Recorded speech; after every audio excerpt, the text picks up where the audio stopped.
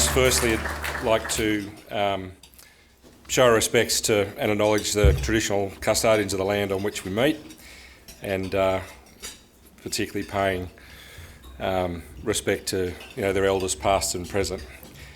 It's a real pleasure to be speaking at an event like this, and George made some comments earlier on about the numbers in it, and every time we've spoken about this event someone's talked about the numbers that are here, and over the last 30 or 35 years I've spoken to a lot of groups of people, but you always get worried when more people turn up, because it could either be really good or really bad, and unfortunately for our industry generally it's really bad, because we tend to get a bit more dominated by the rock throwers than we do by the supporters. So today's your opportunity for that not to be the case. But the topics are a pretty good one in this space as well, and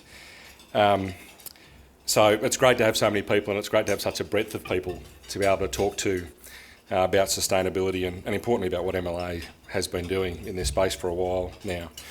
I'd like to acknowledge the media, and it's not sucking up to them, it's actually just giving them credit for the good work that they do, and conscious that could work out well or not for me. But also there's quite a few MLA staff here as well, so thank you for them coming along, and hopefully what I tell you today will align with what I've been telling them as well. But also some past colleagues, and one in particular, so lovely to see them here as well.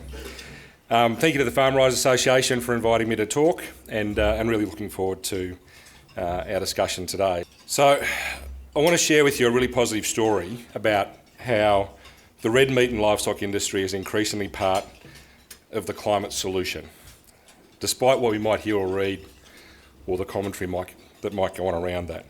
So MLA is an R&D and marketing organisation. We're funded by industry levy payers and the Australian government. Our funding model also allows us to work with a range of other industry partners, particularly around co-investment in research and development, but also in marketing as well. And our objectives are very strongly tied to the red meat objectives, which have been set over the last few years. So there's a Red Meat 2030 plan, which has a overarching goal for the industry of doubling the value of red meat sales by 2030 and becoming the trusted source of highest quality protein. And everything we do needs to map back to that, because we're the organisation that invests on behalf of the red meat sector in research and development and marketing. So we aim to do both of these things. So increase the value of product, but also the reputation and trust that our industry and the product has with our consumers.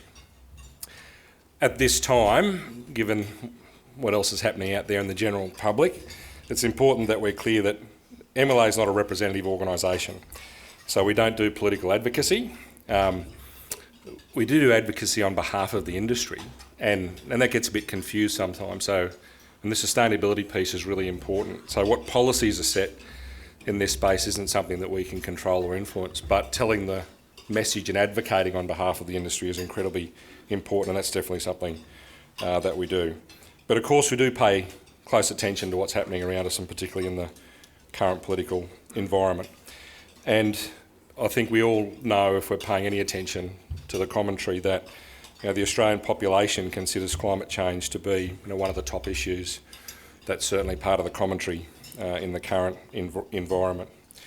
But regardless of what's happening in the policy and political space, our industry, the red meat industry, has been at the forefront of significant achievements in emissions reduction and sustainability since 2017.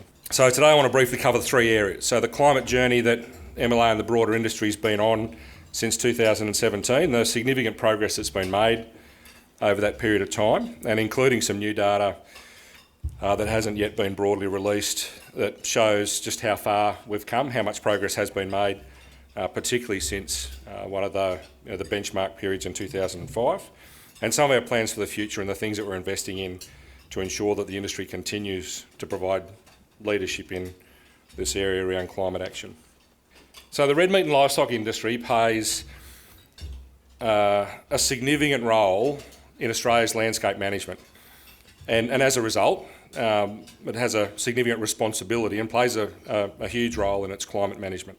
So red meat production's a major land user in Australia, and it covers about 50% of the total land mass, so which is about 355 million hectares. The herd and flocks at the moment sit at about 26 million cattle, 66 million sheep and 4 million goats. So it's a large footprint, and there's a pretty big range of inputs and resources.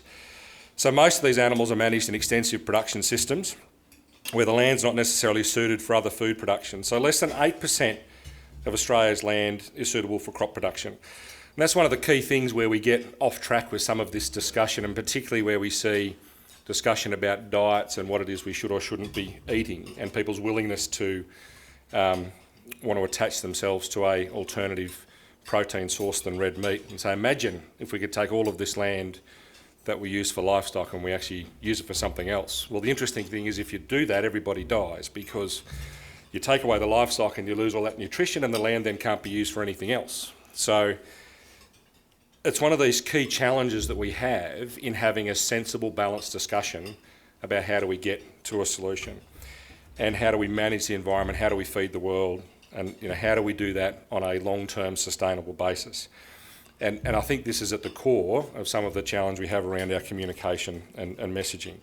Because livestock have a unique ability to convert plants and materials that have got low nutrient value into high quality protein. Because another one of the things that gets mentioned so often is, imagine if we fed the products that go to livestock to humans, imagine how much better off we'd be. Well, the problem is most of it you can't. So most of it we actually can't eat because we've only got one stomach. We don't have four like the cows, and we're not as magic as they are in converting cellulose and other really unpalatable things to nutrients that can be used. So getting this positive message out and supporting our production and what we do in our industry is incredibly important. But not only can they actually turn that into higher quality nutrients and nutrition, so by turning unpalatable grass and materials into meat, which is one of the most valuable nutritional items that we have, the grazing of those plants in those areas actually makes the land more productive as well. So it allows them to recover, allows them to regenerate, but also it increases the rate of photosynthesis, so they actually use more CO2 from the air, and we capture some of that in the soil, so they're actually having a positive impact on the environment. So what we have is an industry that offers a major component of the potential solution to some of our climate challenges, and particularly around carbon storage, and a solution for actually capturing and storing carbon. So it means not only the potential for things like carbon credits, but also increasing productivity as well. And we can get off track with this discussion very quickly where somebody says, well, I don't even believe in climate change. It's like, well, that's okay. Because if we can capture more carbon in the soil, it increases water holding capacity. If you increase water holding capacity, you get greater value out of the rain that falls, and you actually become more productive. So it doesn't matter if you believe in climate change or not. Putting more carbon in the soil is actually making us more productive and profitable anyway. And it gets us to trying to get in front of this challenge about the discussion where we can be more profitable and more productive. We can generate intergenerational sustainability, and we can also leave the environment in better shape. We don't have to trade any of those things off. We can actually do all of them. But the livestock sector is one of the only places where we can do that incredibly effectively, and where we have a big opportunity to grow. So livestock production is absolutely part of the climate solution. Recognising the opportunity, and it wasn't something that was just dreamt up in 2017. It came off the back of a CSIRO report, which, at a high level, said that with the right investments in research and development and the right commitment to policy support, there's a pathway for the livestock sector to be carbon neutral by 2030. So in 2017, the industry set a goal, and we talk about the industry because the industry really appreciates the value in this goal, but it was really driven by the managing director at the time, a guy called Richard Norton, who said, let's actually set a goal for the livestock sector to be carbon neutral by 2030. And that was the start of the journey that we've been on. So it's been really interesting in the last 12 months where we've seen an increase in the interest and engagement in this space, and there's been a lot of catch-up in how we actually get engaged around being carbon neutral particularly. But luckily, fortunately, on the livestock side, we've had a bit of a 4-year run-up. So we're much better prepared than a lot of others are to be working in this space. It was a really bold and ambitious target, and it was certainly way ahead of its time. And there's been plenty of opinion along the way, whether it was the right or wrong or otherwise thing to be done. And it's certainly the most significant part of the journey so far was sticking the stake in the ground to say this is a goal, this is an ambitious goal that is significant as far as its ambition's concerned, but if we can actually succeed, it's going to be material and make a massive difference to the industry. And as things have played out since then, we've seen the importance of that decision in 2017. So really importantly, quickly after that, we established this roadmap on how actually are we going to get there. And there's a lot of gaps in it. There's a lot of things that we didn't know at the time. We know a lot more now. But laying out this roadmap of key things and key activities that need to be done over time was incredibly important, and that's been a key part that now sits behind what drives our investments and activities around CN30. So it includes these 4 areas around industry leadership, greenhouse gas emissions avoidance, carbon storage, and integrated management systems. How do we actually take the information and the solutions that we have and pull them together in a way that allows them to be applied and utilised by the industry. But it also represents a genuine commitment from everybody across the red meat supply chain to leave the land in better shape than what we found it. And a key part of that is this connection back to productivity and profitability as well. So we can run a hand on the heart argument to say that consumers are concerned about climate change and we should be doing something about it, so let's invest in it and make a difference. That's great, but we've also got to be able to pay for it, and we need it to be sustainable. So the things that we invest in have all got a lens on productivity and profitability as well, particularly if there's a cost to them.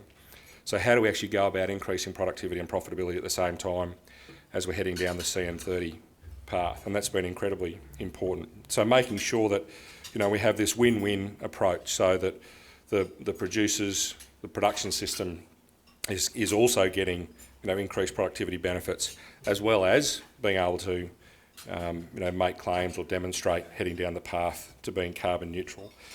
Being able to protect and improve the environment certainly works hand in hand with running more profitable businesses, and particularly grazing businesses, all while producing one of the most nutritious proteins in the world. And it's a fantastic story, and it's pretty hard to argue against an industry being more profitable and more productive and having intergenerational sustainability and leaving the environment in better shape. I don't get how that can actually be bad news for anybody. But we've got to be really deliberate, and it's got to be incredibly well planned. And one of the things that's probably worth mentioning is that there's a lot of discussion always in these areas about consumers. And consumers broadly, who are the population, right? They're the same thing. But when we talk about the population, when we talk about consumers, quite often we're talking about different things. So the population is incredibly interested in climate change. When we survey consumers, what are you interested in? What are things that are important to you? Climate change definitely comes up. We're not yet seeing the connection between a consumer and their actions at the meat case connecting to that interest with climate change. So there's no great big lineup of housewives picketing meat cases saying I must have climate neutral or carbon neutral product. Yet the broader community has a really strong interest in it. So while there's not this very specific connection between the consumer and their demand for the product, given the population interest in it, we can't be naive enough to think that that isn't going to come. And we're in a position at the moment where the livestock sector's got a leadership position, particularly in Australia. We've been able to demonstrate progress in more than most other industries, and we're able to control the process and control the speed at which we head down the path to being carbon neutral, for example. So being able to get in front of the consumer or community interest and stay in front of it puts us in an incredibly strong position when the consumers do become more conscious of it in their purchasing. So I'd like to share with you some of the latest information on the industry progress on this journey towards CN30 and particularly around emissions reduction. So some of you would have seen a slide similar to this over the last few years, and the information that's on this one here now represents the initial preliminary data that's come out of the latest analysis done by CSIRO. So the details of it aren't yet released, but they will be in the next few weeks. But what it shows is that the red meat industry has reduced its emissions by almost 60% since 2005. So the industry's also halved its contribution to national greenhouse gas emissions that are measured in the overall national inventory, representing by far the greatest reduction by any sector in Australia's economy. You wouldn't know that if you just listened to the commentary about the biggest contributors to climate change and particularly greenhouse gas emissions. So the context here is incredibly important because it's a huge achievement to halve our emissions, and particularly given that the sector now only contributes about 10% of greenhouse gas emissions to the national inventory. So 90% of the emissions come from other things, other industries, transport, electricity generation, a range of other areas. So it's pretty challenging when so much of our commentary or engagement is, you're in the livestock sector, cows produce methane, this is bad for the environment, what on earth are you going to do about it? The conversation should be starting from, I know you guys are only a small component of the whole contribution to the inventory and that you've halved it in the last period of time since 2005, which is more than everybody else. And we should be focusing on the other 90%. What things can you share with us that would actually help them make some progress as well? I think we're a little away from having that conversation, but that's where we should be getting to. Right? So we've done more than anybody else, our industry, right? We've done more than anybody else. We've made more progress than anybody else. We've halved our emissions over that period of time, and we're only 10%. Yet if you surveyed the population, pointing to a picture of a cow would be one of the easiest things that they would possibly do as far as contributions to climate change. So the red meat sector is doing a whole bunch of the heavy lifting in this space and certainly demonstrating what's possible. You go back a few years and comments about, you can't make change, you can't reduce emissions from a ruminant, for example, whereas we know you absolutely can. You can actually get rid of the majority of the emissions from a ruminant with supplements.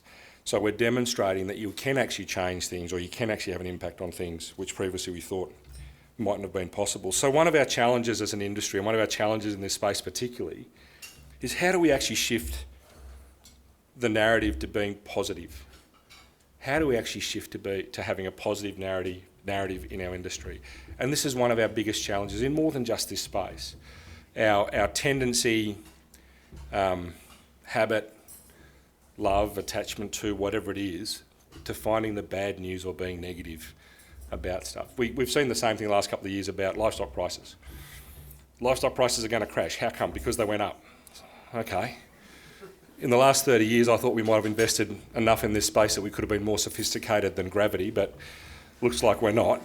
And then they don't come down. They say, oh no, now they're going to crash, and they still do. Now they're going to crash. How come? Well, because they went up. So do you think things might be different to what they were before? Well, I hadn't thought about that. So how do we actually shift this positive narrative? And I think this is one of the challenges that we have, and particularly in this space where we've got this huge opportunity to demonstrate all of the good work that's been done when so much of our industry, so much of the commentary about our industry is negative. And trying to capture value for, or recognition for the work that's been done. So, and more broadly, in this climate space particularly, we've got to see a shift from the approach of capturing people's attention by scaring them and trying to convince them that the world's going to end, they're going to die, there's nothing can be done, it's a short period of time. And there's plenty of commentary about the predictions that have been made, particularly about climate change in the last 10 or 15 years that haven't come to pass in any way, whether it's about rainfall or polar caps or whatever it might be. But how do we shift that to commentary around hope and ambition? This is a problem that a lot of us, not everybody, would like to see solved. So how do we actually go about solving it? How do we actually go about collectively finding a solution? And the livestock sector started to demonstrate that. So how do we take this positive progress, this fantastic example of the progress that's been made in areas that have been seen to be very challenged, and how do we actually share that in a positive way that creates hope and ambition for us being able to find a solution and have a sustainable long-term, profitable, productive future, not just in livestock, but also in feeding the world. Already, so we've still got 6 years, we've still got 8 years to go to 2022. We're already hitting some pretty significant milestones along the journey to being carbon neutral. And along the path, so there's a progression. So climate neutral is where there's no net production of methane. A journey along that path is being carbon neutral, is being climate neutral, where we're not actually adding any additional impact on warming. So you can get technical, but the best way to think about it is we hear a lot about the Paris commitments, right? And the Paris commitments are about limiting the increase in warming, right? And the commitment's 1.5 degrees, right? So being climate neutral means that our contribution to increasing warming is zero. So we don't contribute anything more to increasing in warming. The lamb and sheep industry is actually there already.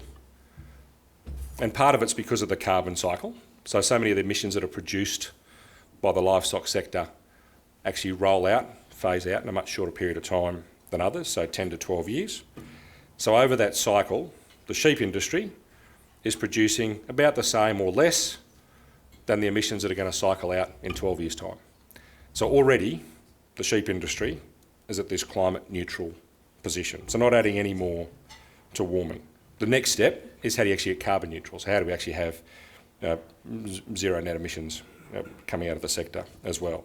But it's a big step along the path, and certainly a lot further than many others have actually made. So it's important to recognise the progress that's already been made and being able to demonstrate that the ambitions that we actually have are absolutely achievable.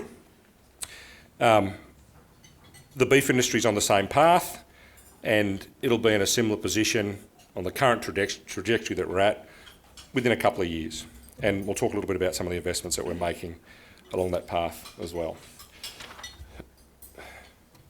So the goal of being carbon neutral by 2030, it's obviously not being achieved by waving a magic wand. And it's got to have some substance behind it, and it absolutely has to be able to demonstrate the investments that are being made and the progress that's coming out of that.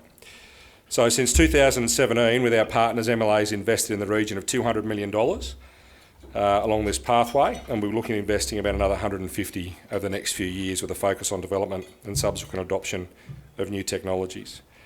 There's a range of practices producers are already using to contribute to reducing emissions, and there's quite a list, but key things are around improving genetics, so we're getting increased production for the footprint that the animals have, the way we manage the herd and flock, so that I was talking before about pasture utilisation, increasing productivity around pastures, but also carbon capture.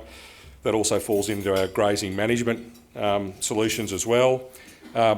More efficient rumen functions, the use of high quality legumes in pastures to get more value out of the pastures that we have and increase productivity in those areas, and also feed supplements, which have been a really positive discovery, and the research in that area has certainly provided fantastic opportunities for us.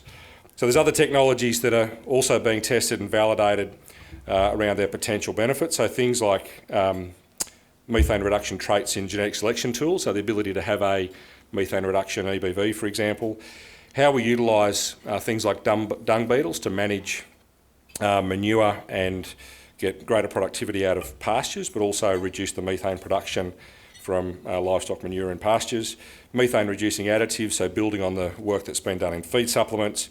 But one of the key ones as well is around this scalable, accurate, cost-effective methods for measuring soil carbons. How do we actually get the information for baselining and understanding where we're at and being able to measure progress? So there's an opportunity for us today to talk a little bit about the next round of our investments in CN30 through the formation of two key partnerships. So one's the Australian Red Meat Industry Emissions Avoidance Partnership, and the other one's the Carbon Storage Partnership. So collectively by 2025, these two partnerships aim to achieve a 20% improvement in livestock productivity, a further 5% reduction in the industry's total emissions, another 15 million tonnes of CO2 stored within 10 million hectares of Australian grazing land. So and just remembering that we cover about 355 million hectares in total, but being able to demonstrate what's possible for us to do across our production systems. So this set of work will see us working on more than 20 major research and development programs and investing with world-leading researchers and commercialisation providers. So there's a few things that will add some more detail behind that. So the genetics, high-quality forages, bringing new additives to market and supplements that are fed to livestock will not only reduce the production of methane but also increase productivity. So back to what I was saying before about not doing these things in isolation of the other. I'm sure you've heard about red asparaginopsis C-word. So it's the product being commercialised by Future Feed. So it's an extremely positive additive or promising additive, but it's demonstrated in a number of research trials to be able to reduce the production of methane by ruminant by more than 90%.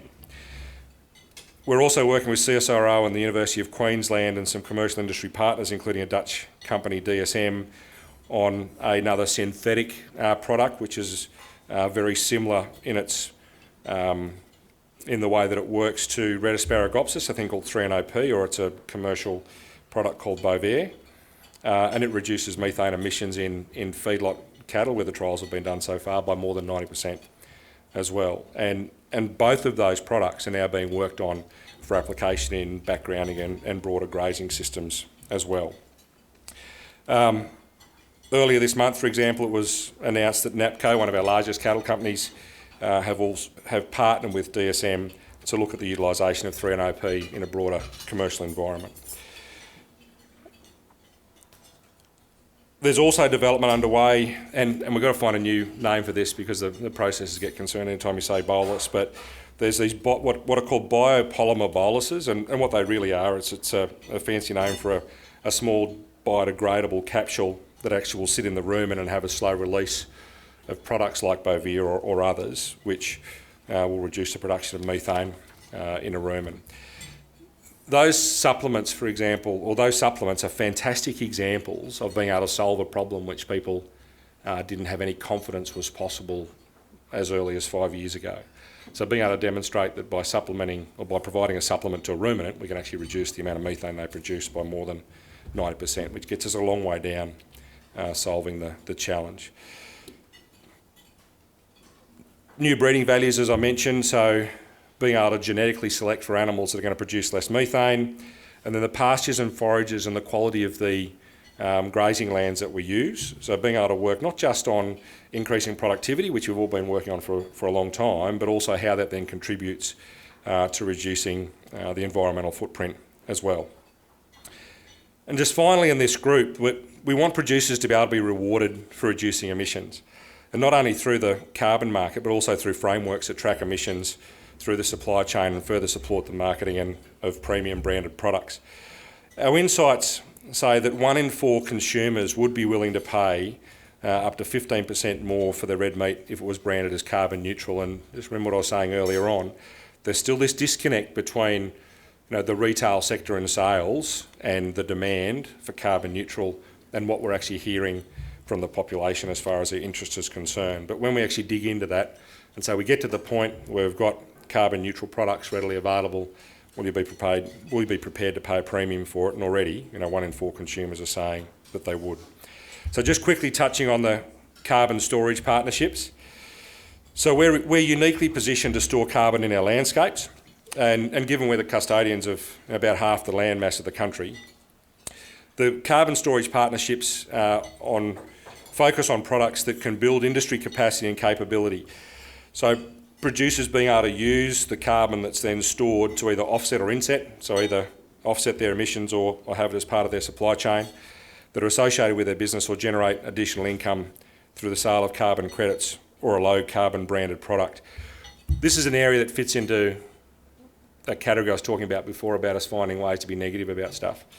The number of conversations where people are saying, yes, but if you sell the carbon credits, you'll be creating a liability. Let's actually get it solved to start with so we can produce the carbon credits. And in parallel, let's work out what the business model might be. We've got to stop having conversations where we say, let's not do anything on this side because there's some stuff over here that we don't understand or we don't know. So we know there's going to be benefits in generating carbon credits.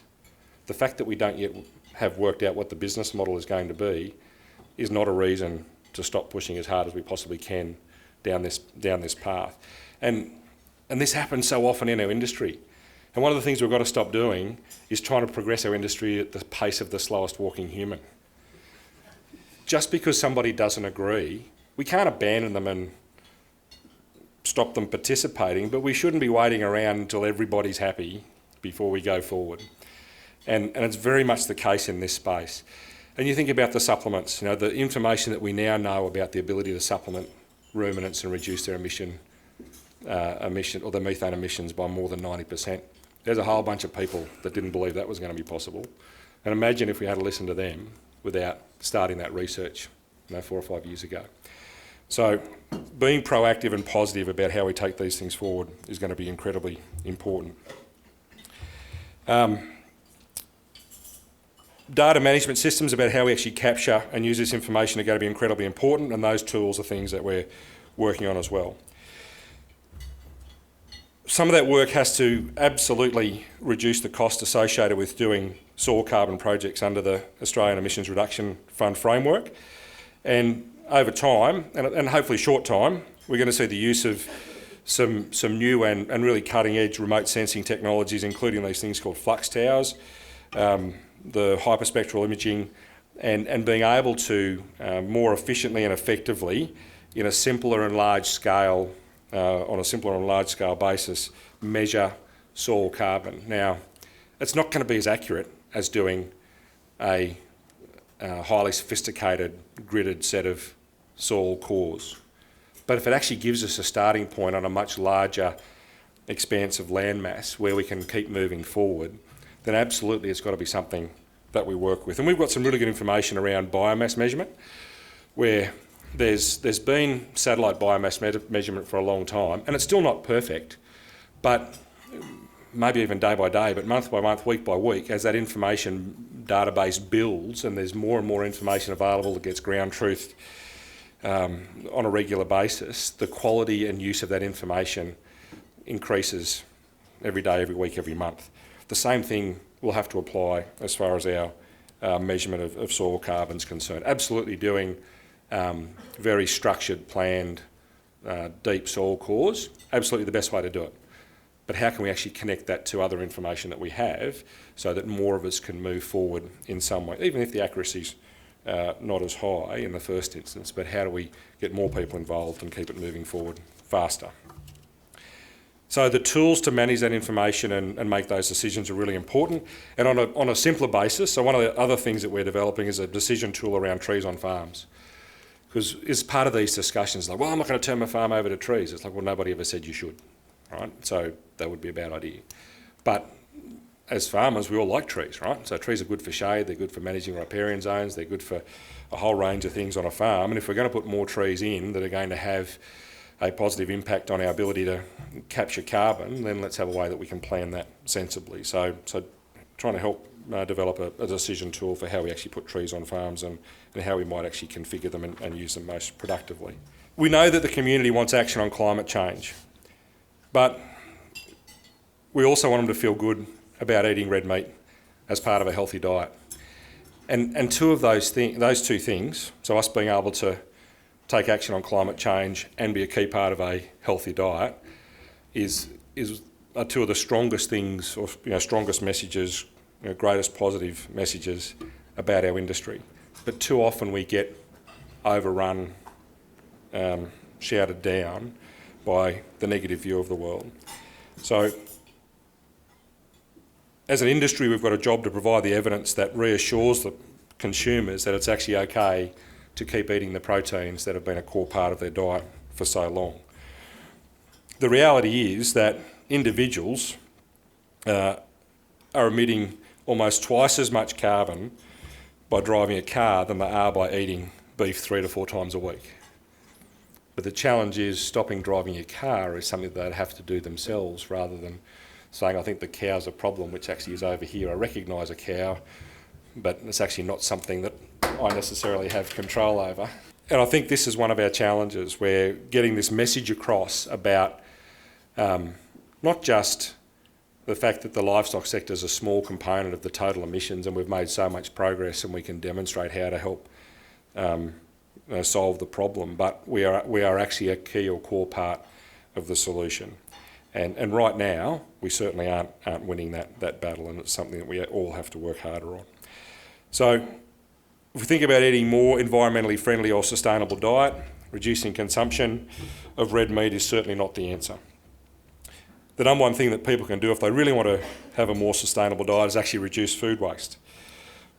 But this messaging is actually harder to get across. So contrary to what many might say or might try and tell us, the evidence is clear from a dietary point of view that Australians don't eat too much red meat. The average amount that we eat actually aligns with what's recommended in our dietary guidelines. It's actually a bit less than what's recommended in the dietary guidelines. But unfortunately, we've become an easy target over time. And hopefully what you've been able to see by some of the things I've talked about today is that not only have we made great progress, but we have a great story, and how we actually tell and promote that is incredibly important, and we've got this fantastic opportunity to be part of the solution and not be seen as part of the challenge or problem for climate change.